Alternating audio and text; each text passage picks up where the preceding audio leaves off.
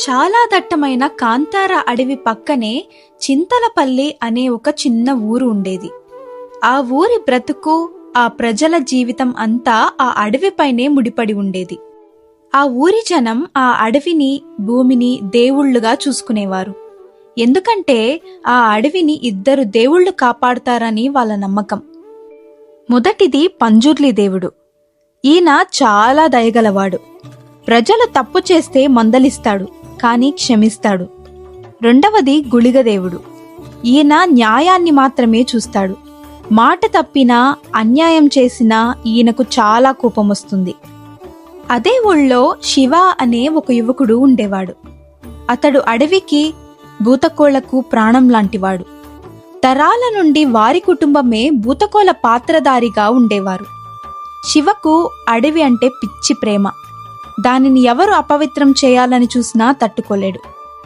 అదే ఊరికి చెందిన చిరంజీవి నగరంలో చదువుకొని పెద్ద సిమెంట్ ఫ్యాక్టరీకి మేనేజర్గా పనిచేస్తున్నాడు.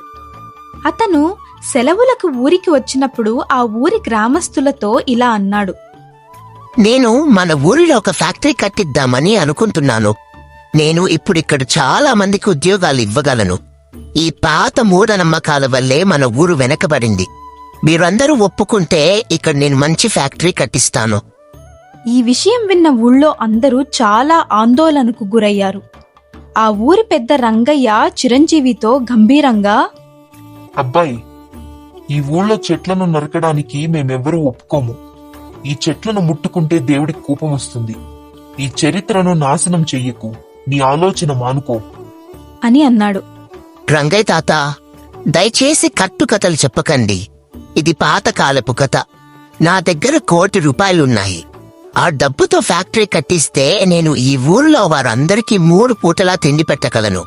మీ దేవుడి పని చేయగలడా అని చిరంజీవి అడిగేసరికి అందరూ నిశ్శబ్దమైపోయారు. అదే రోజు పనులు మొదలయ్యాయి. చిరంజీవి మొండి పట్టుదలతో అక్కడే ఉన్నాడు. చెట్లను నరకడానికి పెద్ద బండ్లను కూడా తెప్పించాడు. ఆ బండి యంత్రం మొదటి చెట్టుపైన పడగానే ఆకాశంలో నక్షత్రాలు మాయమైపోయాయి. ఆ ప్రాంతంపై భయంకరమైన కారు చీకటి ఒక్కసారిగా కమ్మేసింది. అడవి మొత్తం నిశ్శబ్దమైపోయింది. దాంతో ఎక్కడి వారు అక్కడికి వెళ్ళిపోయారు. తెల్లవారేసరికి చెట్లు నరకడానికి తెచ్చిన బండి పూర్తిగా నాశనమైపోయింది.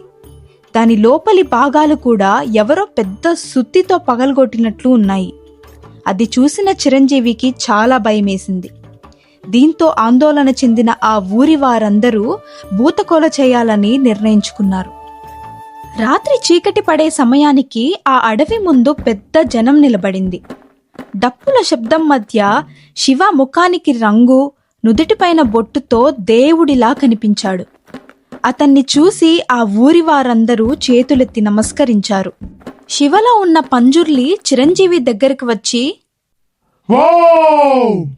నేను ఈ భూమిని కనురెప్పలా కాపాడుతున్నాను. నువ్వు ఎవర్రా దీన్ని నాశనం చేయడానికి? నీ యంత్రాల శబ్దానికి ఈ వనం ఏడుస్తోంది. నీ లాభం కోసం నువ్వు దేవుణ్ణే సవాలు చేస్తావా? ఈ అడవిని వదిలి వెళ్ళిపో, లేకపోతే నా శాపం నీ నీడను కూడా నాశనం చేస్తుంది. అని గట్టిగా చెప్పేసరికి చిరంజీవి భయపడ్డాడు. జరిగేదంతా చూసి ఆగ్రహించిన గుళిగ శివను ఆవహించి, నేను గుళిగను. పంజుర్లు ఇప్పటి వరకు ఓర్పుతో ఉన్నాడు కాబట్టే నీ ప్రాణం ఇంకా మిగిలి ఉంది. ఇప్పుడు నీ ముందు 2 దారులే ఉన్నాయి. ఈ పవిత్ర స్థలాన్ని వదిలి వెళ్ళిపో, లేకపోతే నా అగ్ని నిన్ను కాల్చేస్తుంది. నీ పేరు, నీ కుటుంబం కూడా ఈ నేల మీద ఉండవు. ఇది హెచ్చరిక కాదు, ఇది నీ చివరి అవకాశం అని అనేసరికి ఆ మాటలకు చిరంజీవి గుండె ఆగినంత పనైంది. చిరంజీవి ఊరందరి ముందు నమస్కరించి క్షమించమని కోరుకున్నాడు. ఆ ఫ్యాక్టరీ నిర్మాణాన్ని శాశ్వతంగా ఆపేశాడు. ఆ స్థలాన్ని గ్రామానికి తిరిగి ఇవ్వడమే కాకుండా ఆ వనానికి ఏ హాని జరగకుండా చూసుకుంటానని ప్రమాణం కూడా చేశాడు. అలా ఆ గ్రామం మళ్లీ ప్రశాంతంగా మారిపోయింది.